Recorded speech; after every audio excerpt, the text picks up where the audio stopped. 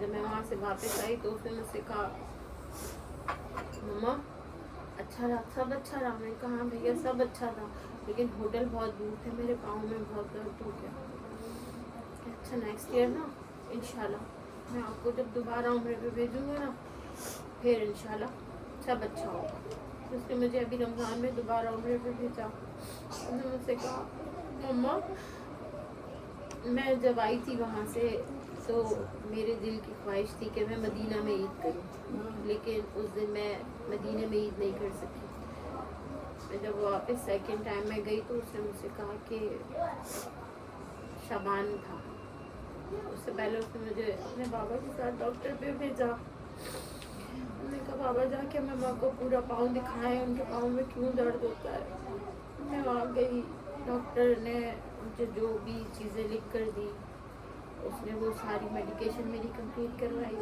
फिर उसने शाबान के आखिरी जुमे की मेरी टिकट कराई। उसने कहा मम्मा आपकी ख्वाहिश है ना, आप ईद करो, आप जाओ शाबान भी वहाँ करो और रमज़ान का चाँद भी वहीं देखो।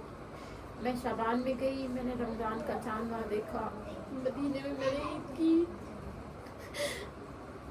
कौन बन गया था?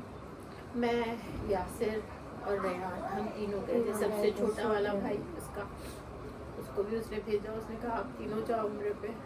मैंने कहा भैया आप नहीं आ रहे। उसने कहा मम्मा मैं लास्ट अशरे में मैं और अक्सा आपको ज्वाइन करेंगे, लेकिन लास्ट अशरे में इस बार जो है वो हुकूमत ने वीज़ा बंद कर दिया, तो वो नहीं आ सका मेरे पास। और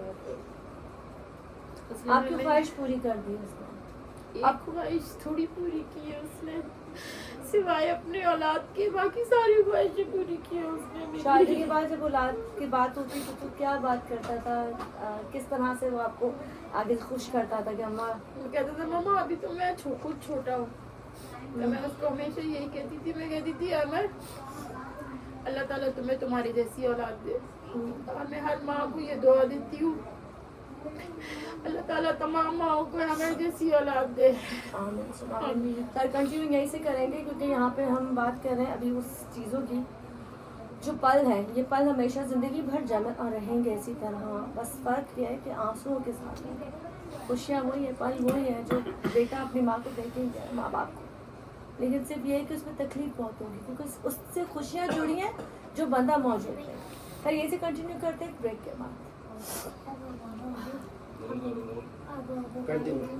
वेलकम बैक जी, दोबारा से हाजिर हूँ आपके सामने, और यहीं से दोबारा से वो सफ़र जहाँ पर माँ की ख्वाहिश पूरी हो गई, उम्रा भी हो गया, ईद भी हो गई, और उसके बाद फिर हम जब वापस आती हैं। और अब शादी कितने अरसे तक हो गई थी? शादी कितना अरसा रही इन लोगों की?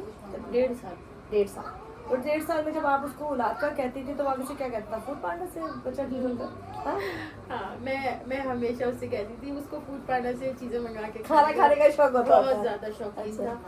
बिरयानी का बहुत शौकीन था वो, उसको चरका खाना था, उसको बिरयानी। तो आपकी बहू भी ऐसी थी कि दोनों रात को मिलकर पार्टी करते थे आपके साथ कि चलो मम्मी बैठते हैं, हमने ऑर्डर दिया हुआ है? मैं एज ए प्रिंसिपल जॉब करती हूँ, तो मेरा ये होता था कि ईशा की नमाज़ पढ़ के 11 साढ़े 11 बजे मैं अपने बिस्तर पे चली जाती थी। तो रात को 3 बजे ये लोग आके मुझे उठा रहे होते थे।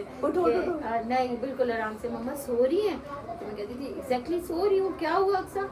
मम्मा आ जाए, पिज़्ज़ा मंगाया है, मम्मा आ जाए बर्गर मंगाए। मतलब उनको रात में फूड पांडा का बहुत वो था कि मेरे घर पे हर वक्त दरवाज़ा बज ही रहा होता था फूड पांडा। बच्चे के लिए भी आपको छेड़ता था? मैं उसको यही कहती थी, समझा मैं कहती थी अमर अब तो कोई बेबी दे दे, तो कहता था मम्मा फूड पांडा के बाद वक्त नहीं आने दिया।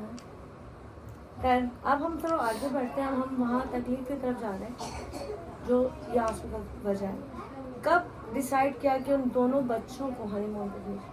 उन्होंने डिसाइड किया, आपने डिसाइड किया? हनीमून नहीं था ये, या ट्रिप था ऐसे? ये नॉर्मल ट्रिप जैसे हम घूमने जाते हैं। बिल्कुल हाँ बिल्कुल ऐसे। 28 अगस्त को अहमद के दोस्त की शादी थी। ठीक है। और अहमद मेरे पास आया था। अहमद बकरीद में हमारे पास ही था। बकरीद से कुछ दिन के बाद 30 तारीख को 30 जुलाई को अहमद हमारे पास से गया। ठीक है। इस्लामाबाद शादी के लिए?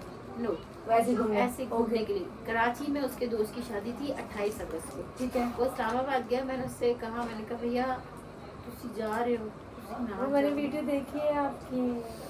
मेरे पास बैठा हुआ था, मैंने उसको प्यार किया, मैंने कहा भैया क्यों जा रहे हो, ना जाओ।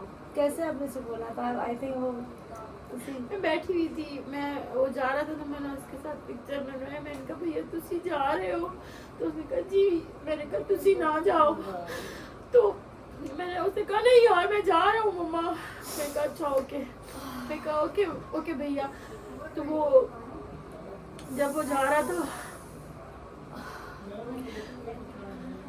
वो जाते हुए मेरे गले लगा, मैंने उसको कहा, मैंने कहा भैया आज ऐसे गले मिल कि अपना दिल मेरे दिल पे रख के जा।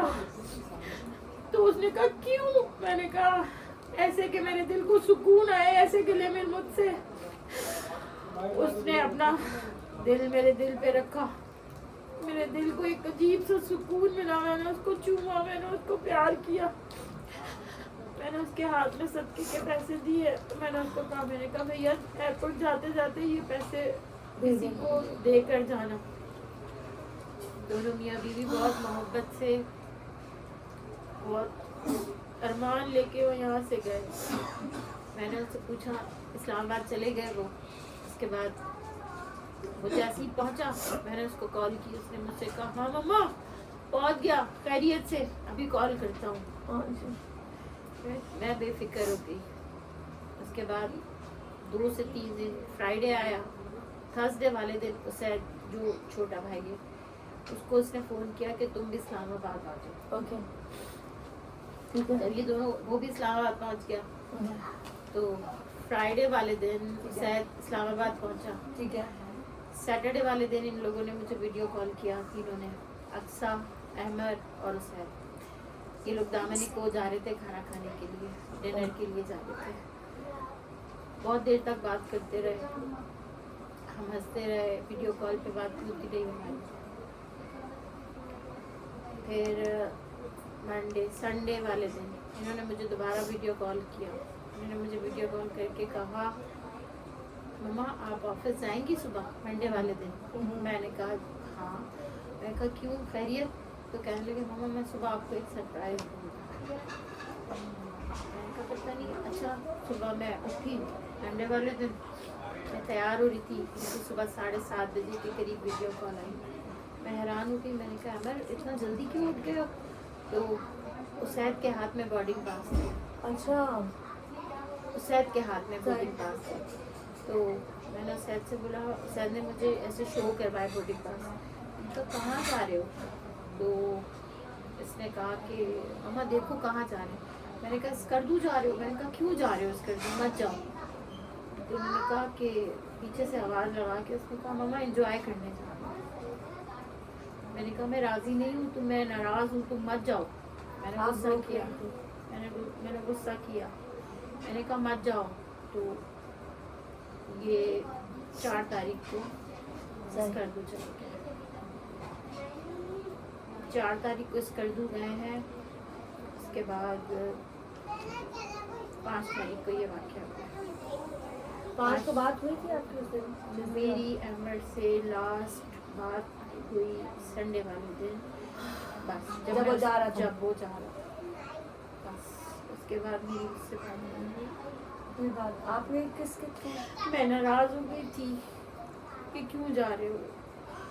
मंडे वाले दिन 5 तारीख को, 4 तारीख को नहीं, 5 तारीख को जब ये वाक़या हुआ है, स्कूल से 7:30-8 बजे के करीब उसने मुझे कुछ अमाउंट ट्रांसफ़र किया। और अमाउंट मैंने देखा, मैंने उसको जवाब नहीं दिया। क्या आप नाराज़ थे? मैं नाराज़ थी। ठीक है। उसने अपने बाबा को कॉल की, बाबा से बात हुई इसकी। स्कूल ऑफ हुआ, इनके बाबा मुझे पिक करने आए। मैंने उनसे पूछा, मैंने कहा अहमद ने बोला आपको पैसे भेजे हैं कुछ? मैंने कहा हाँ मुझे पैसे भेजे हैं। फिर आप बात नहीं हुई तुम्हारी? मैंने कहा नहीं, तो मुझे ये बताओ कि वो लोग वहाँ से निकले या नहीं निकले। तो उन्होंने मुझसे कहा कि इनकी कल की फ़्लाइट है। मैंने कहा ठीक है। तो मैं खामोश हो गई। तो वो अपने बाबा से कह रहा था कि बाबा मैंने मोटी को पैसे भेजे, लगता है मोटी ज़्यादा नाराज़ है, मुझे जवाब नहीं दिया। तो यासर ने मुझसे वो कहा कितने बजे कॉल थी? मैं भाई से भी पूछी आखिरी कॉल कितने बजे थी जो बाप के पास आती? 12:30, 11, साढ़े 10, 10:30 बजे के करीब थी। ठीक है। फिर उसके बाद मैं घर आ गई। घर आके तो जो है वो उस दिन ऐसा कुछ दिन था कि ना मैंने खाना बनाया। दिन अजीब था, बेहद अजीब दिन था।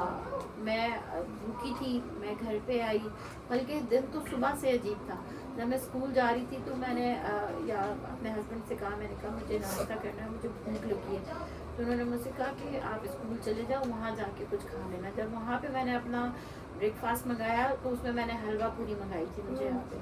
तो ये लेकर अब मैंने मंगवाई, जब वो हलवा पूरी आई तो आई फील दैट कि उसके अंदर पानी है। अच्छा, वो दिल ही नहीं हुआ खाने का।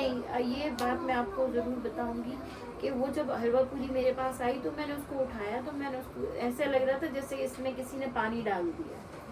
आपको फील पहले से प्रेडिक्शन इशारे थे। हाँ, मुझे ऐसे लगा कि उसमें किसी ने पानी डाल दिया। तो मैंने उनको कहा भी, लेकर आए तो मैंने उनको कहा, मैंने कहा ये कैसा खाना लेकर आए हैं आपके, इसमें तो बिल्कुल भी अच्छा नहीं है। बस वो खाना मैंने वहाँ पे भी नहीं खाया। पे घर पर आई तो मैं घर पर भी इसी तरह से सो गई। 4, 4:30 बजे के करीब मुझे ऐसे लगा कि मैं सो गई। 3:30 बजे ये वाक़या हुआ है, उस वक्त मुझे नहीं पता था।